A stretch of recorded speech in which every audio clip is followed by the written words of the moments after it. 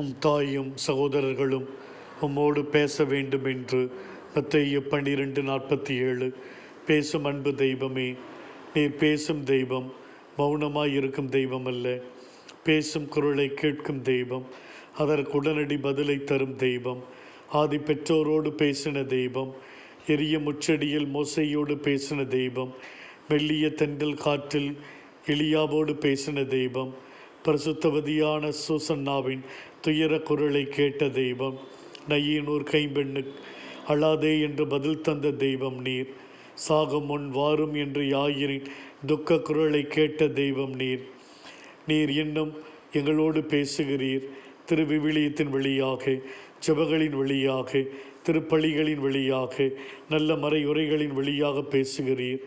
மத குரலுக்கு செவி கொடுத்து நல்வாழ்வு வாழச் செய்தருளும். இன்று எத்தனையோ குடும்பங்களில் உறவுகளிடையே பேசாமல் கோபத்தோடு வாழுகிறார்கள்.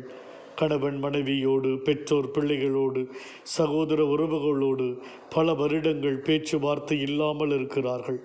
அந்த அளவிற்கு வறுமை, வைராக்கியம், பகைமை. ஆண்டவரே, எப்பேற்பட்ட குடும்பங்களை உம்முடைய பாதத்திற்கு நாங்கள் ஒப்புக் கொடுக்கிறோம்.